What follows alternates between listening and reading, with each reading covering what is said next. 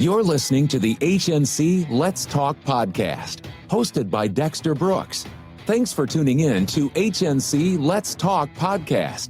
We partner with subject matter experts to provide candid conversations on health and lifestyle. Here at HNC Let's Talk podcast, mental, physical, spiritual, financial, and health are all connected. This episode of HNC Let's Talk podcast is sponsored by HealthNet Co. Together, we make insurance simple.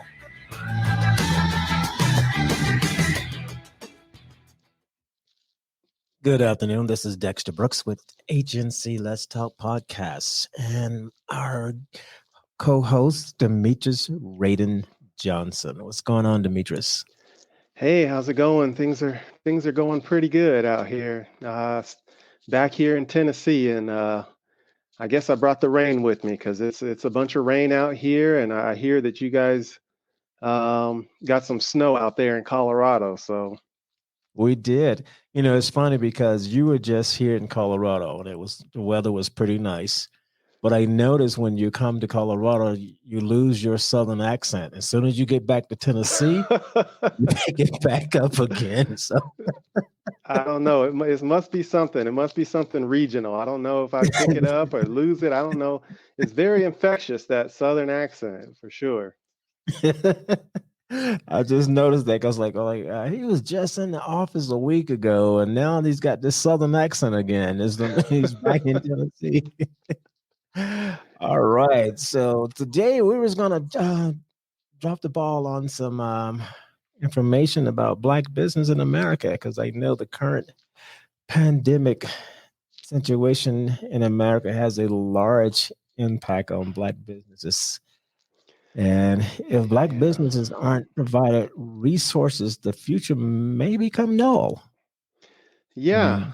Yeah. I mean, the state of Black business, in the United States in general is, it's a little tough. And, with COVID and everything else that's going on right now, Black businesses have been, they've been struggling. They've been having some hard times. And so, they haven't been having as much access to a lot of the cushions or the what do they call them? The PPP money that's, coming from the government to help support small businesses. They've been getting a lot less of that money. And so, they've been hurting a lot during this COVID crisis. And so, we want to make sure that we, patronize our minority owned businesses, our Black businesses, make sure that we keep them in mind and make sure that, all the resources are there and available to keep them afloat. Things are I was reading some article the other day where, we're talking about, the disproportionate amount of Black businesses that are closing as a result of COVID and things. And, we want to make sure that we, we protect ourselves as minority business owners, and that we, reach out to each other for support. A lot of the work that I do, outside of, selling life insurance and things, has to do with, helping small business, acting as a quasi chief investment officer or chief, financial person for small business owners as well. So, I've been hearing it from a few of my clients that, they're kind of going through it right now. Oh, yeah. I mean, that is true, because I actually had a client come in a week ago, but 2 weeks ago, and or a customer come in, put it that way. It was a new customer, and he said they came in because they saw that I was a Black-owned business, and I was very appreciative of that, because they actually recognized that and decided to come in and provide, do some business with me, which is pretty cool. That is pretty cool. And I want to give a shout out to, there's a book out there in Colorado. It's called the Little Black Book. And I think I believe it's Carla Ladd that puts that out every year. And it's a book that consists of all the small Black-owned businesses in the Denver metropolitan area. And so, I highly recommend that people that are looking to support small businesses that are Black owned, they check out that book. It's free. I think you can find them at libraries and things, and they distribute them in pretty much the same places that you might see the Westward and things like that. So Mhm. I always appreciate that when people say, "Hey, I want to be a patron of a small Black business." It's really helpful. I mean, it really is. Being that, like, I think I mentioned this when you were here. Um, like, there's not a lot of Black brokers in Colorado, No. especially within the. I don't know about on the life side of the platform, but on the health side of the platform, there's not quite a few of us. But the amount there are, I probably can count on my one hand. So, Yeah. Yeah, you we're definitely underrepresented. I mean, we're in every aspect, whether it's on the health side, on the life insurance side, definitely also on the investment side. Every firm that I've ever worked at, I've been the only Black person there. So, it's, we're underrepresented. And so that business, um, we talked about financial Wakanda a couple episodes ago. oh And, yeah, that's right, we did. we talk about what financial Wakanda and all that. And I think that, part of that has to be, having enough Black folks in the financial sector. And that includes health insurance and life insurance. Oftentimes we think about retail, we want to sell, you know, necklace and lotions and soaps and all that kind of thing, which is great. I'm a big proponent of, patronizing the retail businesses, but we also need to, take it a level higher and focus on, the financial services side of things. Oh yeah, You I know, mean, I agree 100% because we actually have to go through the same stringent courses, testing, and background checks as our white counterparts. So it's no different. You know what I it's mean? no, So it's no different. It's the same thing, but it can be challenging sometimes. To find someone that is a minority that is going to be, an investment professional or a health insurance professional or life insurance professional. So it can be challenging. So us as small business owners, we have to be that squeaky wheel, and we've got to be out there and be noisy and say, hey, here we are, hey, come chat with us, because I know in my business model, when I do business in the Black community, the revenue in one way or another gets recirculated back into the community. So if someone buys life insurance from me, I collect a small commission from the life insurance agency, and then I go and spend those dollars on retail products in the Black community. So it behooves us to do business with each other on every level. yeah, I mean, absolutely. I mean, because that's what I was telling. I spoke to a person recently, and I was giving them a story about how, like, this is my first year being on the FFM, which is Federal Marketplace, Hmm. and on the federal marketplace, the guidelines are completely different from the state marketplace. Oh yeah. Like, there's a tool that the federal marketplace, as well as all marketplaces, allow for all brokers to participate in help on. They call it HOD, help on demand, where when a client calls, they can call through that, and the call routes to a broker within their area. On the federal side, they allow all agents to do that. They allow all agents to participate. It doesn't matter whether or not they're the first year they've been on the marketplace or they've been on the marketplace for 20 years. Hmm. But the state is different. The state doesn't allow you to do that. Hmm. And it's like, why not? That's Yeah. my question. Because it's like, when you think about it, it's a service. It's a service that we as brokers are providing to the public. So the door should be open to all agents, and it shouldn't Yeah. be based on how much experience they have. It just should be based on the fact that they have went through the same rigorous studies and courses as the next broker that sits next to them. Right. Right. Yeah. It's a little bit different on the life insurance side. I know that there's certain platforms where um, you know, you can get set up, and I mentioned this again on another podcast where we talk about, you can dial 1-800-lifeinsurance.com or whatever and buy life insurance from Yeah, you whomever, did mention picks that up the phone. 1-800-lifeinsurance.com. Yeah. Yeah, and I generally recommend, picking out someone individually, but at the same time, for folks that have basic needs, or especially for Black financial professionals who are life insurance brokers, um, you know, they can get on those lines and get those calls. As there goes the phone ringing right there. Is that the 1-800 life insurance ringing right there? Uh, well, Sorry about that. We'll have to clear that up. oh, no problem. you know and so, on the life insurance side, on the investment side, I encourage people, from a career aspect and from a small business aspect, to go out there and look at these financial service industries, and create your own book of business, create your own business serving your community. And it can be quite lucrative. I don't think, it's been my experience in talking to folks that, maybe it's just the people I know, but it doesn't seem as though, Black I'm folks losing your signal there a little bit, look to which is the first time I've lost your signal the in that area. financial It must be having some heavy rain.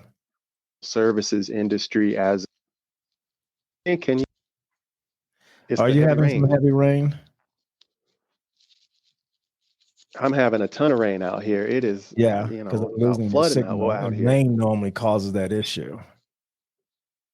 Yeah, I had that issue one time before, and I can't keep this rain from stopping out here. I don't know where it comes from. I'm not used to all this rain.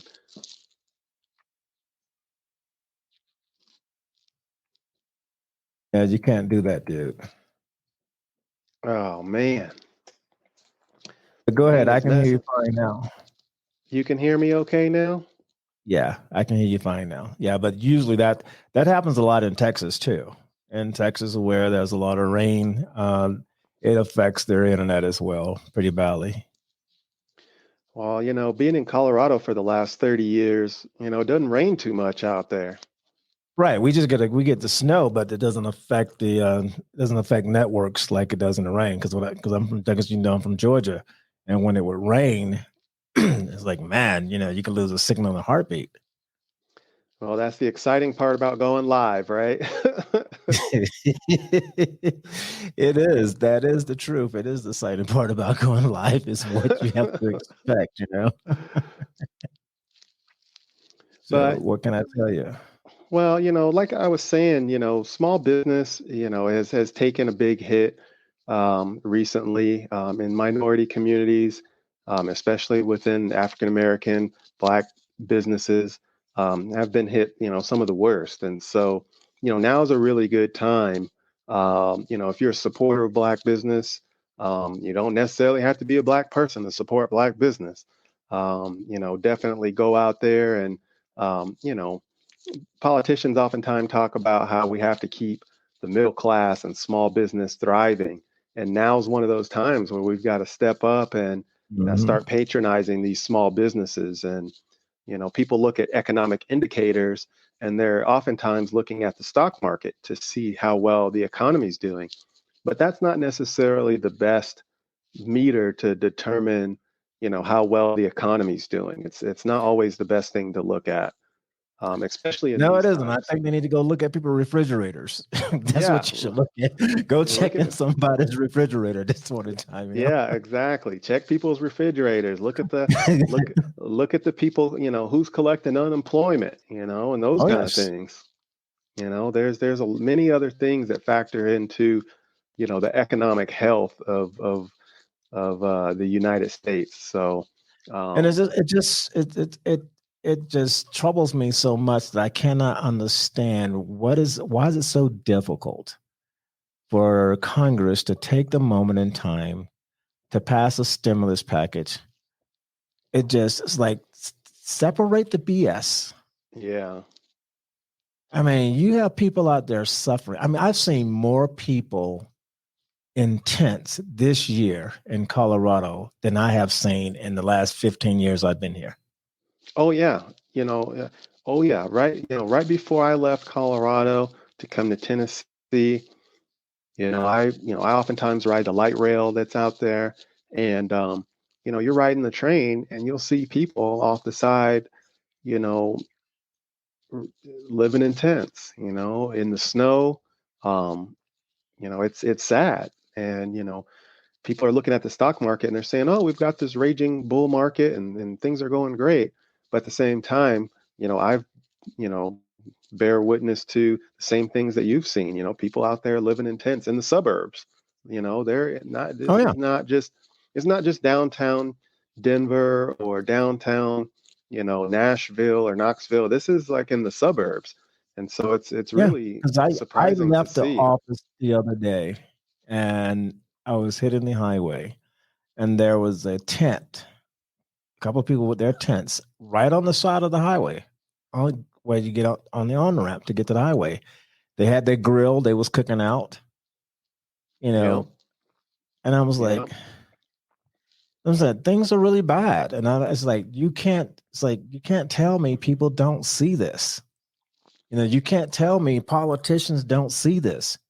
You can't tell me Corey Gardner don't see this. I mean, yeah, I'm right. going to shout out names, but you cannot tell me, and I'm going to have to shout out a Democratic name as well. So, but you can't tell me these people don't see this. So it's like, stop the BS. I mean, be realistic. These people should not be living in a tent. I'm sorry. That just doesn't And make any sense. and meanwhile, we've got people saying, everything's great, everything's going well, and it's like, well, no, if you look around you, you can see that things are not going well at all. Unemployment rates, are pretty high. I mean, people are adapting and people are working from home and people are doing virtual things, but there's a lot of people that are, falling in the cracks. And it's not a crack anymore. Now it's more of a huge ditch that people Oh are yeah, falling into. it is a huge ditch, and that's the thing. And you have to think about how long it's going to take for us to get back to normal or get back to a sense of reality, a sense of being comfortable enough. That's going to be a long time. This is not a short term thing. This is a long term thing. I mean, I keep Yeah, telling people, this even though, well, even if you bring in a vaccine, even if you do that, you're still going to have those who's going to fight about the vaccine, who don't want to take it. And you're still going to have people we're still, as people of color, are still going to be the ones affected more by those who choose not to get vaccinated or those who choose not to wear their mask. So that's still going to be into yeah. play. Yeah, that's absolutely true. And I'm not a medical expert by any means, but I don't foresee this, clearing up or getting back to normal for, at least maybe another year. We might be riding this, through 2022 and, starting to get back to normal then. I mean, what are we Oh at? yeah, Over 200,000 deaths now, 200 and something thousand deaths. And absolutely. I mean, I it, went yesterday and got my flu shot, and when I was in the office, my doctor, she was like, first thing she said, you know, this is going to be the norm. yeah, yeah, Point blank, this is the reality of it. This is going to be the norm. And until we can get past that point and realize that, yeah, this is going to be the norm, the better off we will be. Because then if we realize that it's not a political thing to wear a mask, it's not a political thing to take a vaccine, it's just the norm.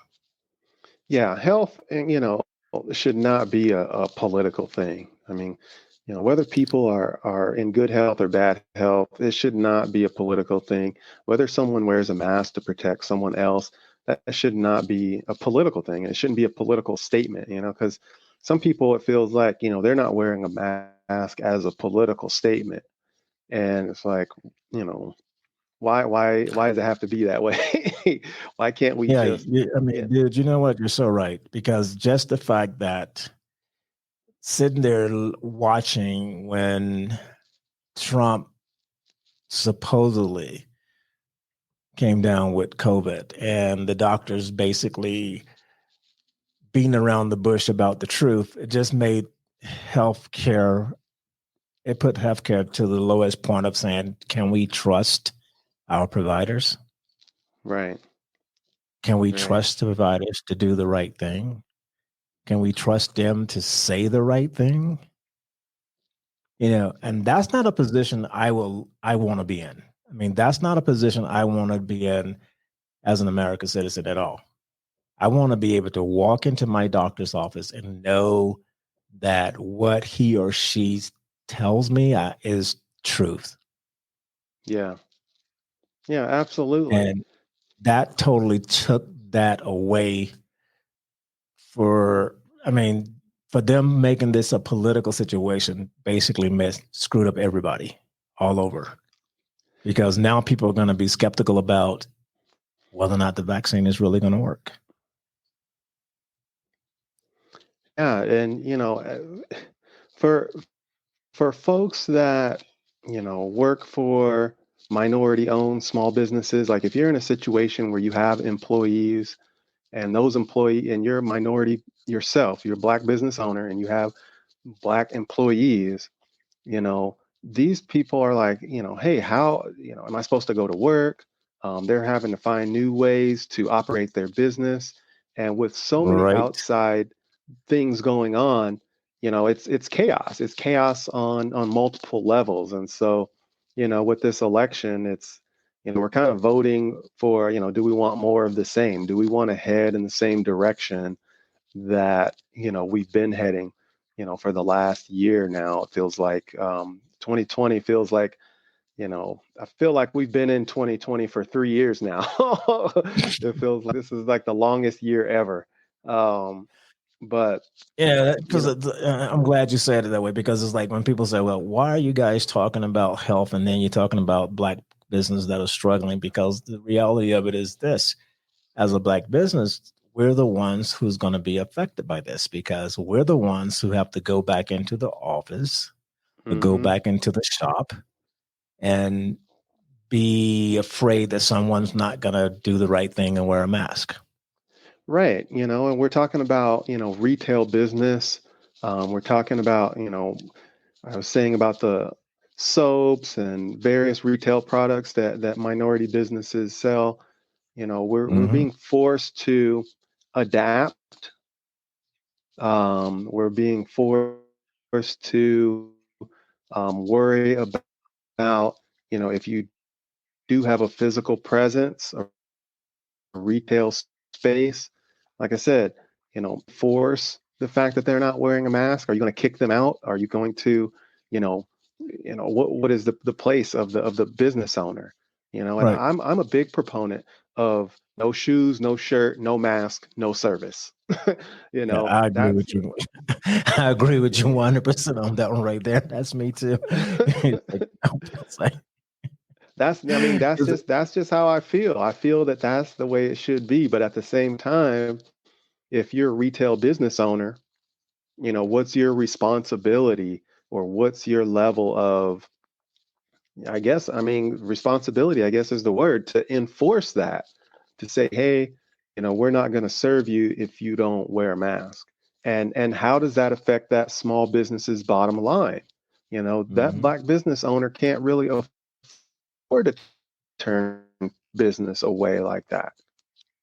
So, That's they're right. having to make a life or death decision in some cases where they're saying, all right, well, I want your money, I want your business, and you're refusing to wear a mask.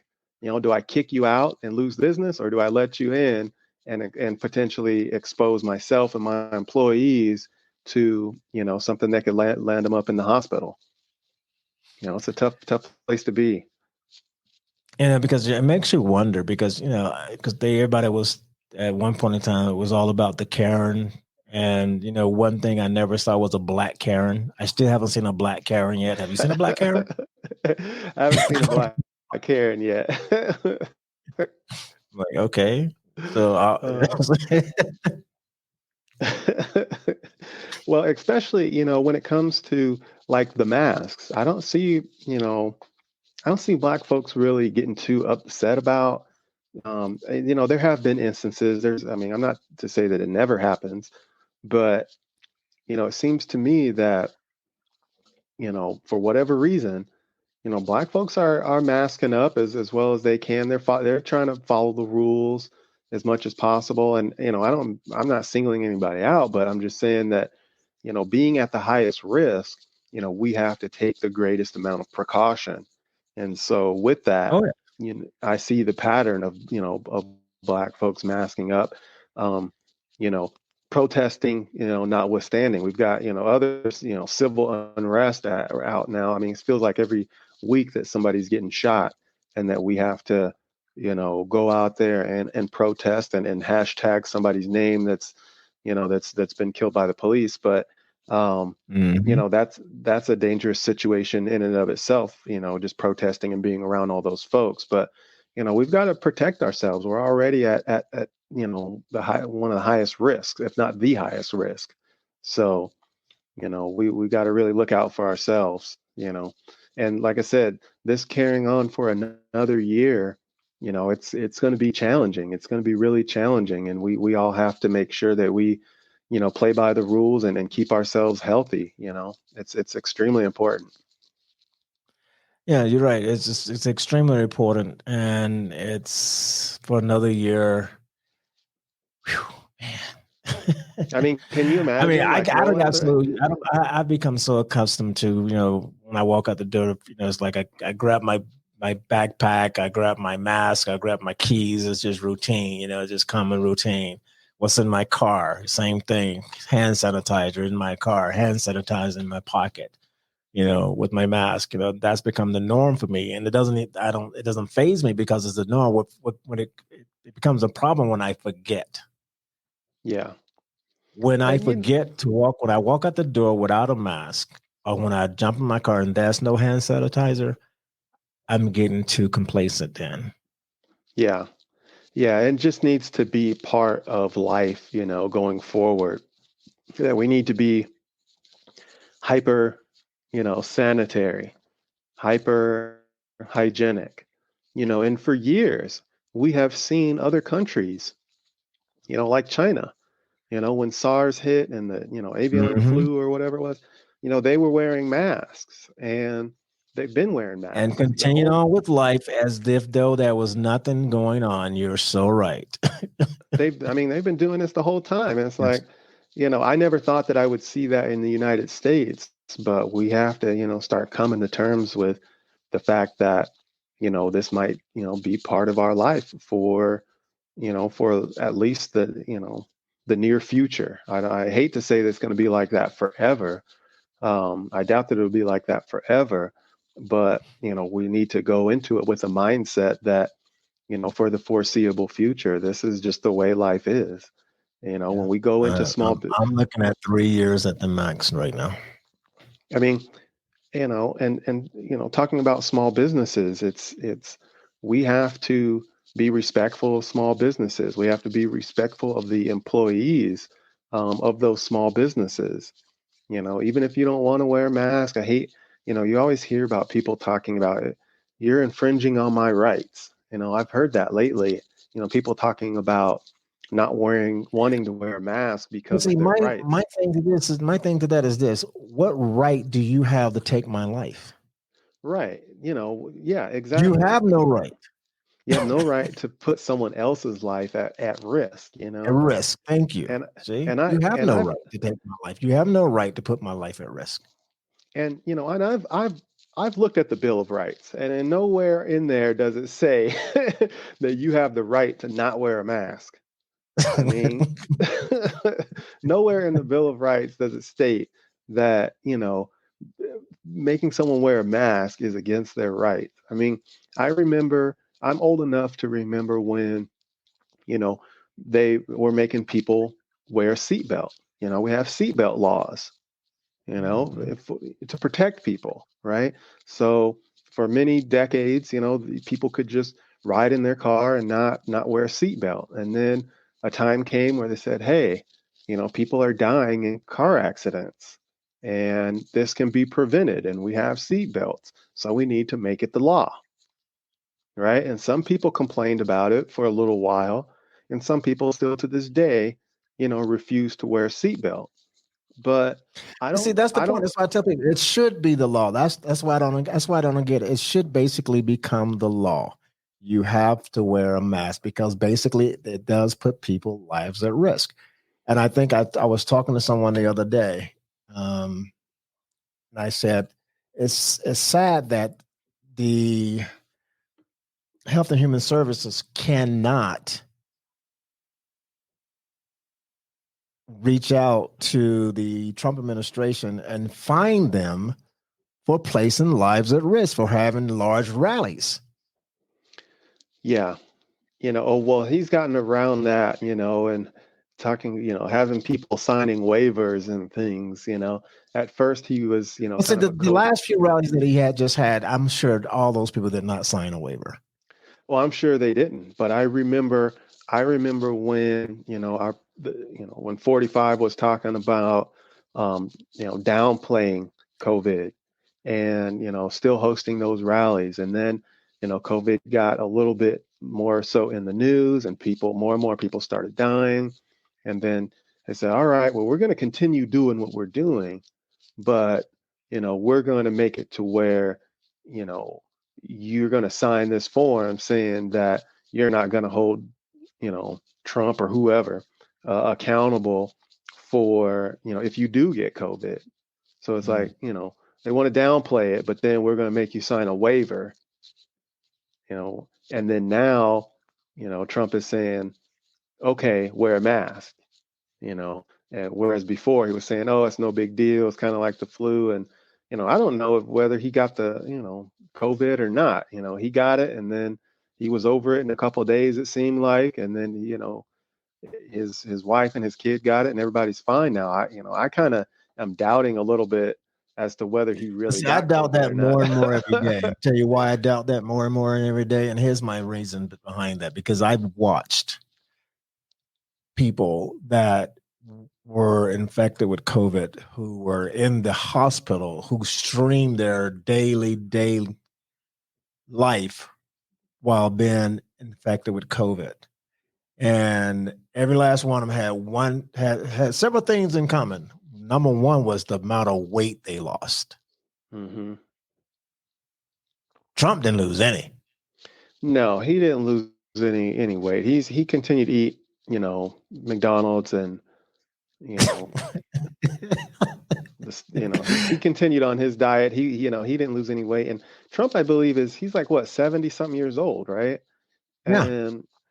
And so And the other thing is this: he was just recently at a rally, and it was sleeting and snowing, like raining, and he's out there on the podium, and I'm like, "You just had COVID. It's cold. It's wet. No, you didn't just have COVID." Because anyone who had just had COVID wouldn't even put themselves in that particular point to be at risk, knowing that their lungs are already still weak. And you're standing up there getting wet in the cold. Well, Trump wants to, he wants to project that tough man image. He doesn't, Ain't no such thing as a tough man image.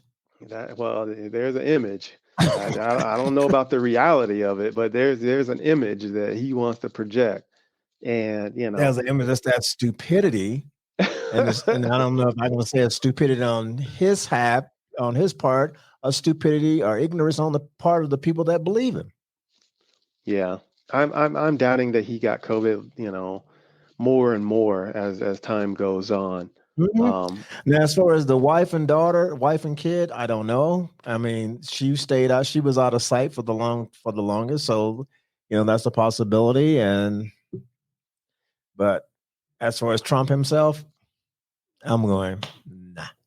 I highly doubt it. I think that for him, it was something that he could say, well, look, I got it. It wasn't that big of a deal, and I got over it. He's been making a point of downplaying it, and he's making fun of Biden and other people for wearing masks, so often, or wearing, big masks. He was saying, were you wearing this huge mask all the time and that kind of thing.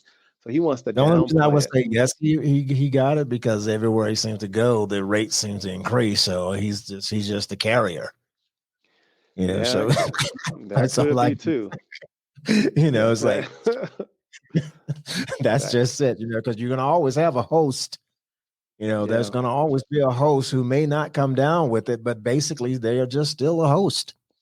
yeah, they're just out there spreading it. And the two political candidates are having, two different approaches to the way that they're campaigning and things. And I think we're a week away from the election, and you know the market took a huge tumble today. It's down, I think, over 800 points. Um, What made it crash today? I'm not sure. I think it was, I wasn't looking at the market so much today, but what I did notice is that there's a lot of speculation. Politics has a lot of, influence over the market. And I feel like as we get closer and closer to the election, we're going to see a lot more volatility. There was a huge surprise with GE. General Electric did surprisingly well today, while everyone else, kind of tanked. And so they had some earnings that came out that were unexpected. And I always look at GE as kind of a barometer just because they're so big. They're a huge conglomerate and they own so many other companies, and they've been around a while. Their share price is really low, but they're huge. And so, And you they guys had listen to this. This is a young man talking GE. And GE has been around a long a time. long time. So this is A long time. And I know everybody, they like Tesla and they like the high share prices and they like seeing, things going up and stuff. But, I still keep an eye on GE and Ford and, Occidental Petroleum and Exxon and those companies. I still keep an eye on those guys. And GE, surprised a lot of people. And I think the market overall today, there was, I don't know, I think we're heading into that time that I've kind of foreseen several years ago, where fixed income securities become more attractive, commodities become more attractive, and we see a lot of disruption within the stock market. I think that we're in a time of transition and change, and as we get closer to this election, a lot of CEOs and people that run the corporate sector, when Donald Trump originally got into office, they were very optimistic. And a lot of what was going on in the market was due to speculation as to what he was going to do. And so now his reelection is a little bit uncertain. We're seeing some of the numbers and the early voting numbers coming out, and it's looking like it's going to be a close race. And I think that people are covering their bets, and I think people are moving to a lot more safer positions. And so we've got the individual investors that are going to do their thing and they're moving money, but really what moves markets is the institutional money. And Mhm. those guys are the ones that are in control of a lot of what goes on in the market, and they're hedging their bets. They're waiting to see what's going to happen. And so I think a lot of what happened today is kind of foreshadowing, or it's saying, all right, well, what are we? We're running up to the end of October here, running up on Halloween and November, December. I mean, what the election is on, what, the third, I believe it is, of November, and Correct. um, and so they're going to be counting ballots and all that. And I think once all that shakes out, then I think we're going to see, where the market is going to head. I'm pretty optimistic personally as to where today, if you had some money that you were sitting on and you were thinking about putting a little bit of money in the market, the market going down today, I think, today would have been a good time to actually put a little bit of money in the market with it going down. But, I am a long-term investor overall, so I tend not to worry about these day-to-day fluctuations. But I think what we saw today is the result of um, a lot of speculation as to what's going to happen politically and what that's going to mean for corporate America going forward. I mean that's out. Well, I can That's say a out. couple of That there. Y'all need to realize you're gonna be okay.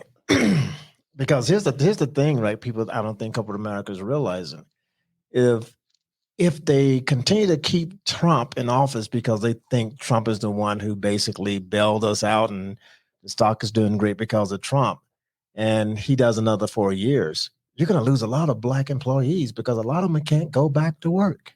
yeah, yeah, That's your economy right there. yeah, yeah. It's tank. People not being able to go to work, people not being able to spend money, that those kind of things. That's why Donald Trump wants to open things up. He's very vested in downplaying the coronavirus so that he can get the economy going. And he wants people working and he wants people spending money. And in my mind, I'm thinking, yeah, and I'm going to say this, I believe that our president is racist. And my thinking is that, hey, black folks are dying at 3 times the rate, of everybody else. Let's just Mhm. open up everything because the people that it's going to affect are the people that I don't care about. There you go. So, and That's so, exactly what I agree at 100%. and so, when he's trying to get the economy going, he's doing it at the expense to a greater Of the degree black of black lives. lives. That's Exactly. right. You're doing it at the expense of black lives. 100%. That is absolutely correct. So, And so, y- can no one tell me anything different? Vernon Jones, if you ever listen to my podcast, Senator Vernon Jones of Georgia, you would understand where I'm coming from because he's a big supporter of Trump, but he yeah. thinks Trump is God. Well, I tell you what, if Caucasians were the ones that were the most affected by this, if the roles were reversed, I think that the actions and the response would be different. So when we look at our society and say, do we live in a racist society? One of my litmus tests is to say, if the roles were reversed, would we act differently? If black folks were immune to the coronavirus and it only affected white folks, the whole country would be shut down. Everybody would be in their house. Everybody would be wearing masks. All right, guys, you heard it. Demetrius laid it on the table. He couldn't hold back no longer. He laid it on the I couldn't table. hold it back. I'm sorry. I mean, I don't. That's just the way I feel. That's just the way I feel. And The whether whole it's country true, would be closed. Yep, you're right. the whole country would be closed. If this was Oh, yeah. something where they said, "Oh, black folks," and that was kind of a thought when coronavirus first hit. People were thinking that they were saying, "Well, Africa has not been hit as much," and people were saying, "Well, people with melanin, are less affected and this and that." But that turned out not to be the case at all. And so, finding out the exact opposite, that black folks are more affected, it seems like as an African American, as a black male in this country, it seems like because black folks are more affected, there are groups of people that are just like, let's just keep America running. Let's focus on the Mhm. economy. Let's keep business running as much as we can. Let's keep people, let's keep these athletes playing football. Most of them are black anyway. That's what it Yep. feels like.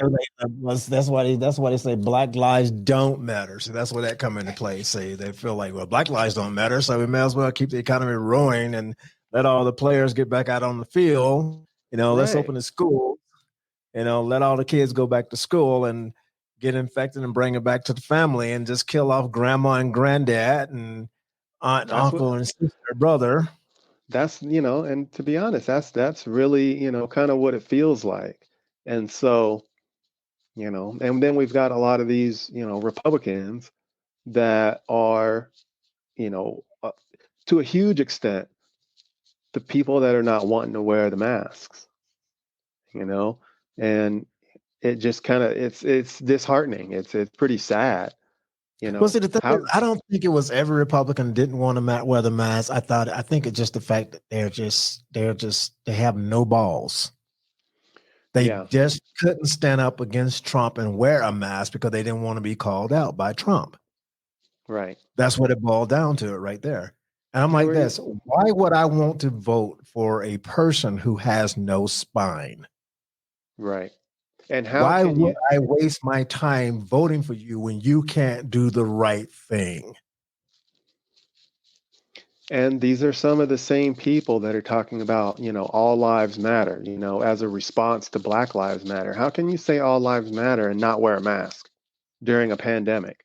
If all Mhm. lives mattered, then you'd be wearing a mask, That is so right. So, Absolutely. it's a lot of hypocrisy. It's hypocrisy from the top down, and it's disheartening. And I don't mean to get into too much politics. We're supposed to be talking about small business, but this is all But that's interconnected. what's affecting small business. That's the point. That's what I'm saying. People don't realize all of that is what is affecting the Black small business. Right. It And is the they politics that is affecting the Black small business. It is the politics that are affecting the Black families. It is politics that basically have these people living in tents on the road. Mhm. It's politics. Yeah. The policies that are put into place, the laws that are put into place, and the way that legislators move affects people, and they always people used to say, the rich get richer and the poor get poorer. Well, we're seeing that now. We're watching it happen right now. Rich Yeah. people are getting more wealthy, and poor And the poor are people dying.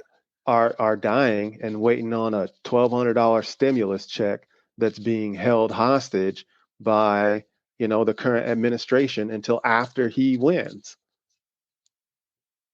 Oh yeah, but he walked that one back. He walked that one back and said, "Oh no, we're gonna do it anyway." He always come back and go, "Well, we're gonna do it anyway." Now I want them to do it anyway, and then they blame it back on Nancy Pelosi, and then Right. it comes back. Like I said, it's all politics. Stop playing ping pong with people's lives. I'm sorry. Right. They're playing exactly. They're playing politics with people's lives. Ping pong. They're just going back and forth. And it's like, hey, we got people out here even before COVID that the majority of people that live in the United States, if they were to miss 1 or 2 months worth of income, they would be homeless. Oh And yeah, they would. I mean, now that's during a why a lot of pan, them now is during a basically back out there on the road because of the fact that they know if if they miss one, it's just actually that you got to realize we've been in this situation now for what 9 months. yep, So rule of thumb is to basically have enough incomes to last you for 3 to 6 months. yep. And 3 to 6 months normally with my clients, I always tell them, have between 6 months to a year. And it's difficult to get to that year, but at a minimum, I tell my clients have at least 6 months of money reserved in an emergency fund, just for Mhm. instances like this. And maybe you can make that 6 months stretch to 9 months, and and see what happens, with unemployment and your stimulus, and then see what other resources that you might have to come up with some money. But I mean, people have tired of eating saltine crackers because that's what they're doing now. yeah, well, I mean, They people don't are have. live They basically have dried up their resources. well, and there's a lot of homeless people that you don't see and wouldn't think that we're homeless. You know, Oh, trust there me, you're right. there are people out there living in their cars. There are people out there you see walking around, and they've got their luggage and stuff, and they're not going nowhere. Those people, they have all their belongings and their luggage, and that's just the way it is. And it's a sad state that we're in right now. It's a very chaotic state that we're in, and I just wish that we had an administration that was looking at the human life value, looking at, at lives and saying that they do matter. And, hopefully things will turn around, next year and, 2022. But what's it going to look like? I forget the gentleman's name. Was it Andrew? Was it Yan? Well, I can't remember the guy's name that was running for president. And he was kind of out early, and he was talking about giving people, $1,000 a month. yeah, like $1,000 a month, right? Yep. Yep. And look at where we're at now. I mean, I think we've only gotten, one stimulus check for $1,200, I think is what they've done. And, we're more concerned about, whether football is going to be played or not than, getting people.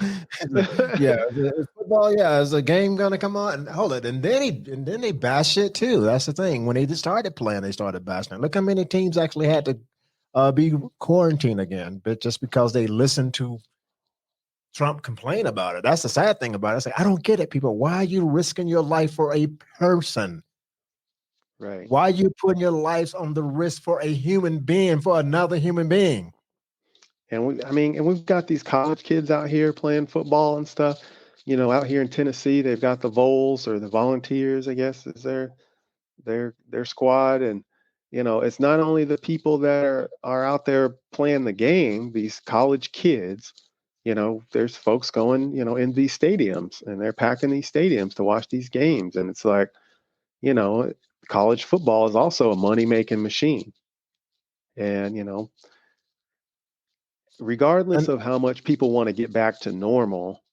And then they claim that I'm no psychologist or psychotherapist or whatever, but then they want to claim that people being isolated inside all the time causes mental issues.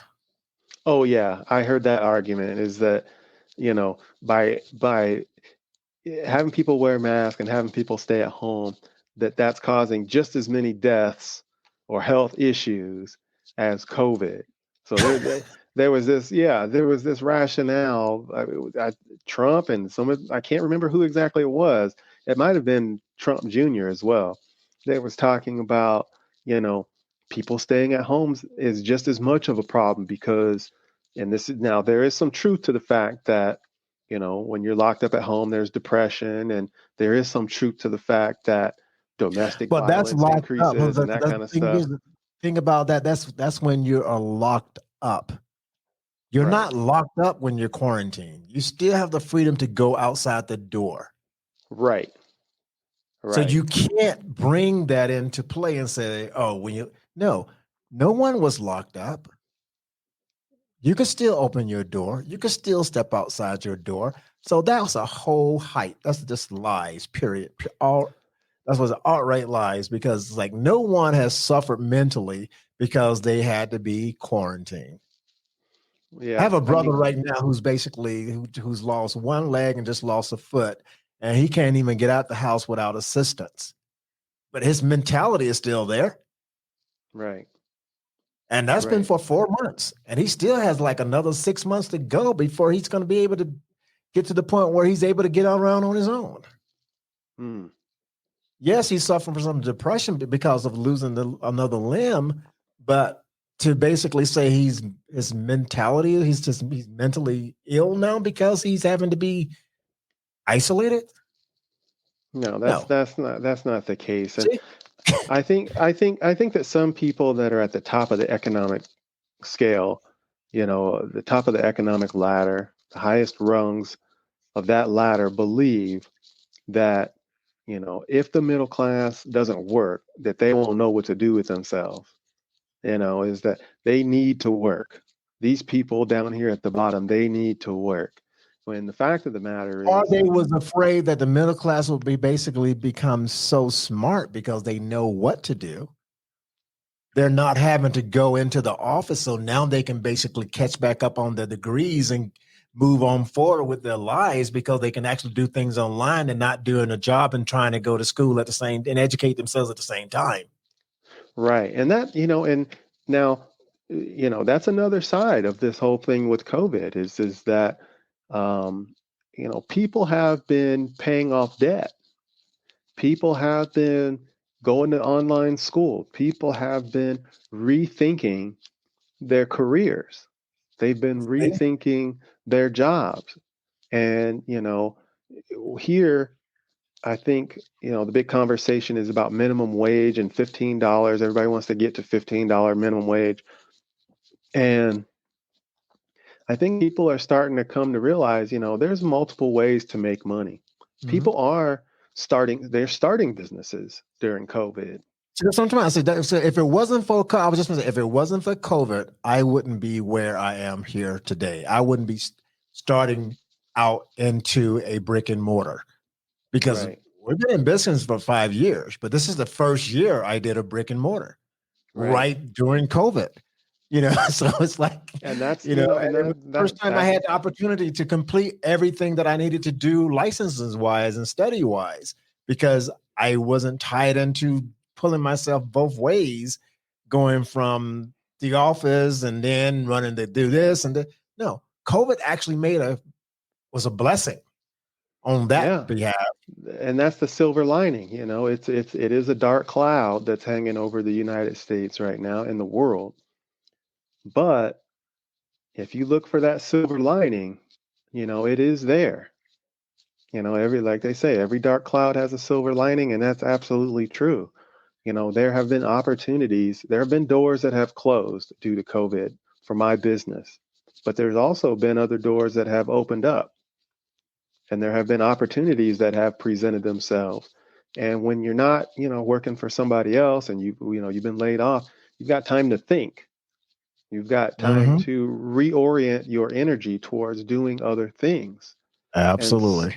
and so if properly motivated, you can realign yourself and change trajectory and put yourself But on see, a that was new and a why better Trump path. hated. That was one of the reasons why, when you think about it, that's one of the reasons why Trump hated TikTok so much, because Mm, TikTok brought out so much creativity mhm. during COVID than any other social media platform that was out there.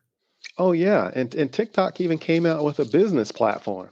People were creating their own commercials on TikTok Yep. and everything.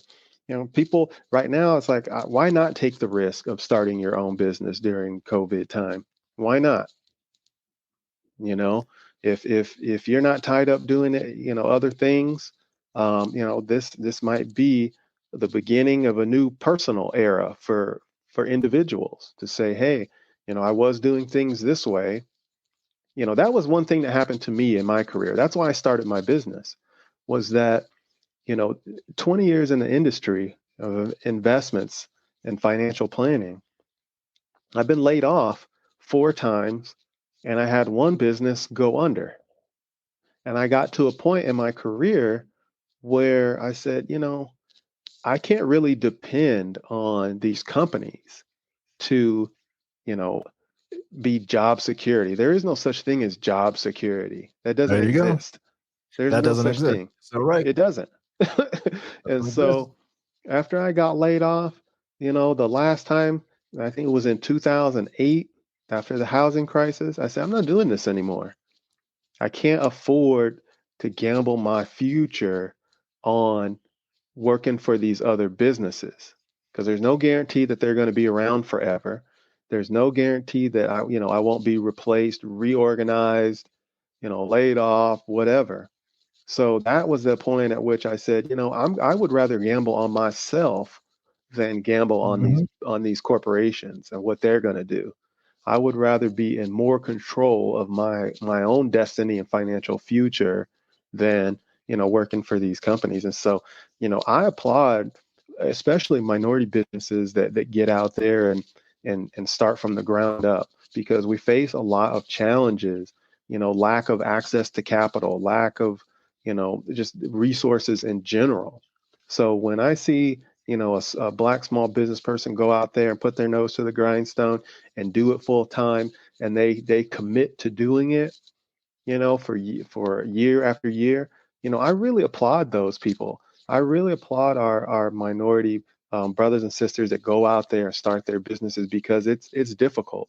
It's at least, I would say, 3 times as difficult for a minority, a Black-owned business to go out there and to be successful and to survive that 3-year hump. They always say that, most small businesses will fail within the first 3 years. 3 years, So, correct. so if you're a Black So you business make it owner, past that 3 years, and you basically you're sliding by. you've Yeah, that's done what they say. So I mean, you've done well. this is year 6. Let me see if I think. Actually, yeah, this is year 6. Yeah, So I'm and thankful. it's thankful, and I'm thankful too. I mean, it's challenging. There have been times, I will admit, when I started my business, there have been times where, I've had to go back to work. I've had to work part-time, where I will, take a Hmm. consulting position, say, hey, I'm going to do this for, 6 months, or I'll do this and that, do what you have to do. And I've always said that I will only work for somebody else for as long as it takes for me to be able to work for myself. And so, once, when I got There laid you off in go. 2008, I said, hey, you know, I gotta change what I'm doing. Albert Einstein said that, keep doing the same thing and expecting, different results is, definitely the sign of a crazy person. And, I kept going back to work, and I kept working at these different firms, and I kept getting laid off.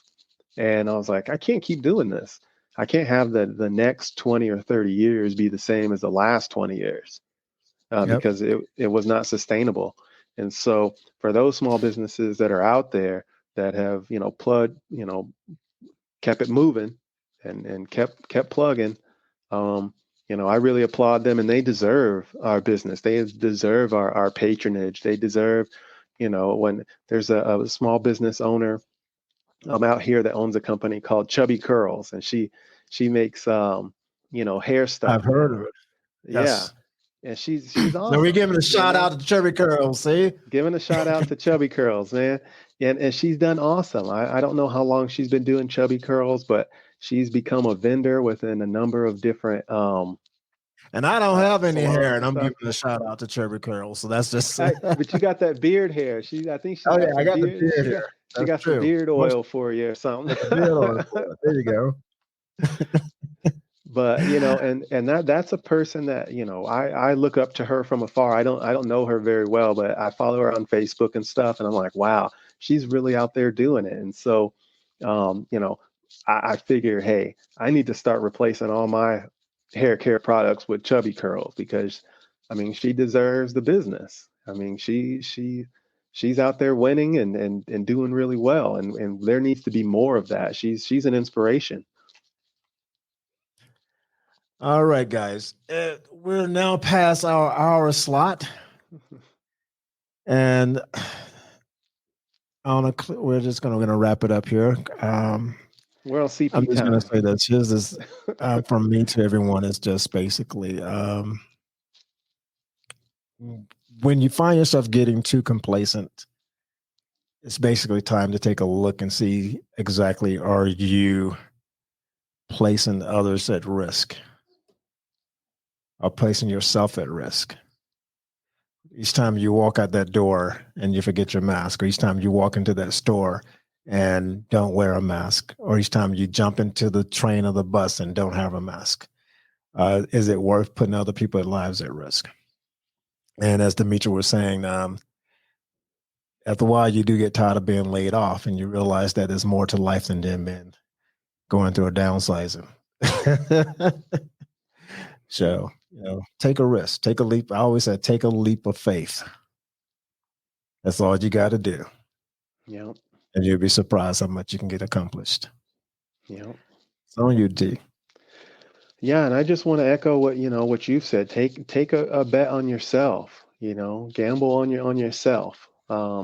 Invest in yourself in every meaning of the word.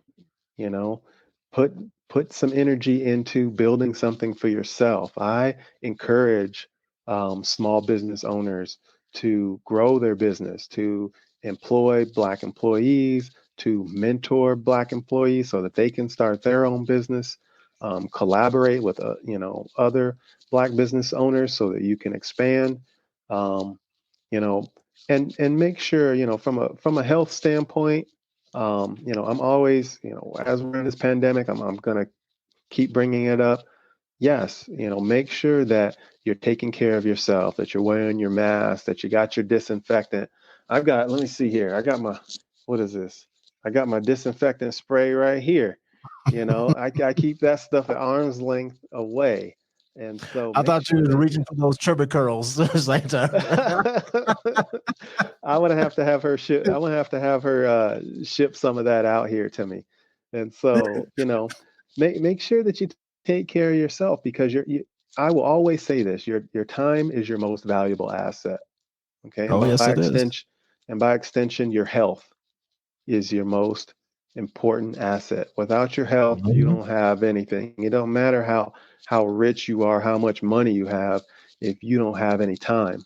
I guarantee you that, the CEO of Apple, he would have rather had more time than all that money that he had when he passed away. You know, you could be the richest person in the world. If Elon Musk, kicked the bucket tomorrow, I guarantee you he would have, given up, all that money to have, some more time with his family and, more time here on Mhm. earth. So make sure that you take care of yourself. Awesome. All right, guys. On that note, we're going to say have a great remainder of the week. And we're basically at the end of the month. And just to let everybody know, we are beginning to jump into the open enrollment, which starts November 1st. Make sure you go and get yourself covered. Do not hesitate to get yourself covered. We will be hosting probably another podcast with a couple of more brokers talking about health insurance. And Demetrius know he's always welcome to be there as well because he loves to talk about life insurance. So we're going to make sure he's there at the same time. And until then, people, be well.